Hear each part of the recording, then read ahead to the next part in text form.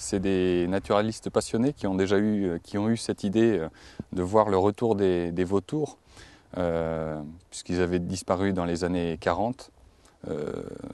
À peu près partout en France, il restait un petit noyau dans les Pyrénées. Entre l'arrivée de cette idée de réintroduire des vautours et les lâchers effectifs, il s'est passé une bonne dizaine d'années, puisque les lâchers se sont faits de 81 à 86. La réintroduction des vautours fauves, c'était une première au niveau mondial. Il n'y avait pas d'équivalent, donc il a fallu tester différentes méthodes. Ça n'a pas fonctionné du premier coup, il y a eu des premiers échecs d'abord. Et c'est donc la mise en place d'un groupe social qui s'est créé dans une volière, qui a été mise en place à Cassagne, au-dessus des Gorges de la Jonte, qui a permis de créer un groupe social. Des oiseaux se sont reproduits en captivité. Et puis progressivement, à ce moment-là, on a lâché des oiseaux, tout en gardant des oiseaux en captivité, de façon à les cantonner dans le secteur. Les vautours fauves sont des oiseaux très grégaires, donc ils ont besoin d'avoir des congénères à proximité. Donc le fait de garder une volière avec des oiseaux à l'intérieur, ça les a vraiment fixés sur le site, avec évidemment la mise en place d'un charnier. Donc il y avait de la nourriture qui était amenée régulièrement pour les nourrir.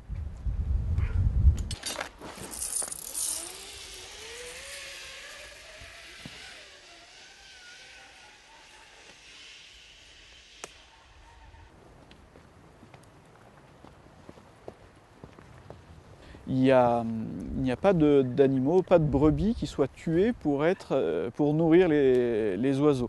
C'est à chaque fois des mortalités naturelles chez les éleveurs.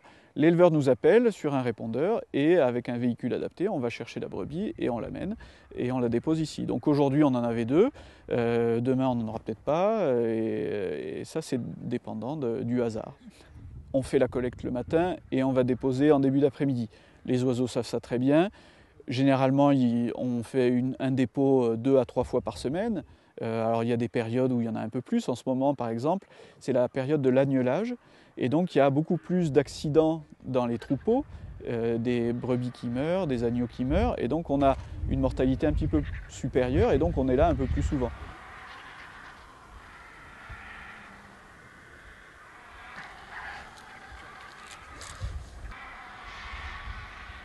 Le système qu'on voit là derrière nous, c'est un système de charnier avec une collecte et on rassemble au même endroit des brebis régulièrement. Ça ne correspond pas particulièrement à ce qui se fait dans la nature. Alors c'est pour ça qu'on a mis en place un nouveau système, enfin je dis nouveau mais en fait il date d'une dizaine d'années, mais c'est une innovation des Grands Causses et c'est à la demande des éleveurs que ça s'est fait. On a donc créé les placettes d'alimentation. Ces placettes d'alimentation, c'est un espace clos on va dire 1000 m² à peu près, 30 par 30, qui fait l'objet d'un arrêté préfectoral et sur lequel l'éleveur a le droit de déposer les mortalités de son troupeau. L'intérêt pour les oiseaux, c'est qu'en fait, on a une ressource alimentaire qui survient de manière aléatoire sur tout le territoire et de manière dispersée. Donc jusqu'à présent, on donnait comme ça nos brebis mortes aux vautours. Mais aujourd'hui, on a une comptabilité à faire de tous nos animaux. Donc quand on a un animal qui meurt, il faut qu'on puisse dire qu'est-ce qu'il est devenu.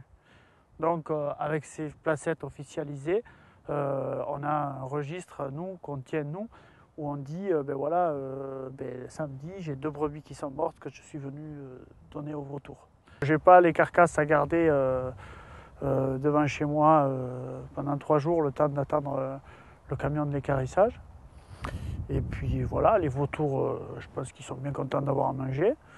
Ils nous rendent service, on leur rend ce service. Et puis je pense que c'est beaucoup plus écologique de nourrir quelques vautours plutôt que de faire brûler du gasoil pour faire brûler de la viande et des os, quoi.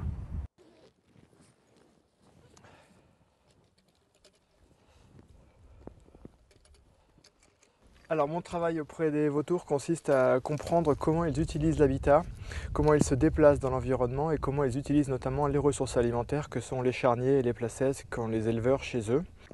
Alors le cœur du programme repose sur le déploiement de petites balises GPS comme j'ai ici. Donc c'est un matériel qui est posé sur le dos du vautour avec un harnais en téflon.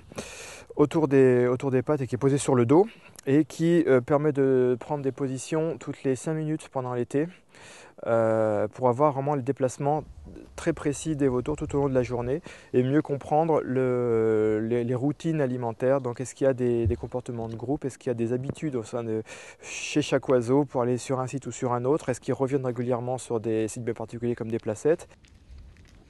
Sur les 2 espèces, on a 61 vautours fauves qui ont été relâchés et puis 53 vautours moines. Et aujourd'hui, en effectif, on est à peu près à 333 couples de vautours fauves et 21 couples de vautours moines. On sait qu'à peu près, on a une évolution annuelle de l'ordre de 10 à 15% d'augmentation par an. Et on a une tendance qui est relativement stable dans le temps. Ce qui signifie qu'au niveau de la nourriture, les vautours trouvent suffisamment pour leur bien-être.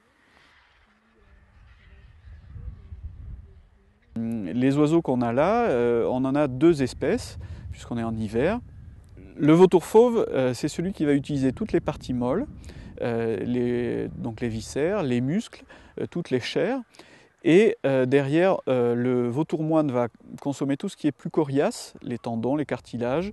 Et on va avoir un 3e vautour pendant la période d'été qui est le vautour percnoptère, donc qui est un migrateur. En ce moment, il est en Afrique subsaharienne et puis il va revenir à la mi-mars.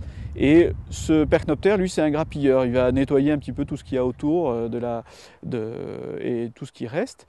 Et puis le dernier maillon de cette chaîne des nécrophages, des vautours nécrophages, c'est le gypaète barbu.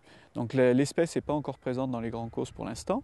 Et on a un projet qui pourrait commencer en 2012, si on obtient toutes les autorisations nécessaires, de réintroduction de cette 4e espèce, le gypaète barbu, donc, qui se fera avec la collaboration du Parc national des Cévennes et du Parc naturel régional des Grands Causses. Les ministères de l'écologie et de l'agriculture ont décidé de la nomination d'un préfet coordinateur en septembre 2011, qui se trouve être le préfet de la Lozère, pour gérer la population de vautours en lien avec l'élevage sur les Grands Causses pour l'ensemble du sud du Massif central. À l'origine du plan d'action vautour, on se trouve à la conjonction de 2 phénomènes. La fermeture de charniers, de gros charniers en Espagne qui permettaient d'alimenter les vautours, qui ont été fermés assez brutalement, qui ont induit des mouvements de population vers la France.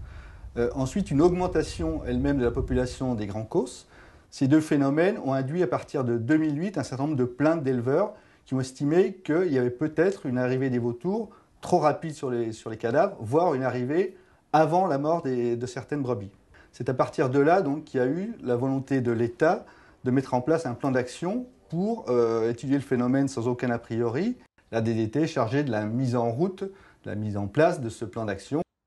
Donc l'objectif a été de mettre en accord la préservation des espèces de vautours, qui sont des espèces protégées, et le bon fonctionnement de l'élevage, notamment vis-à-vis de l'équarrissage, puisque les vautours permettent un équarrissage à moindre coût, un équarrissage dans des conditions sanitaires tout à fait satisfaisantes, et permettent aussi de conserver un atout touristique et économique dans le département. Et enfin, ça permet de recréer un lien entre l'élevage et les espèces sauvages, entre les espèces naturelles, un lien qui avait été perdu depuis un demi-siècle en montagne en France, et donc qui permet de recréer un lien fort entre les activités économiques et la nature dans ce département.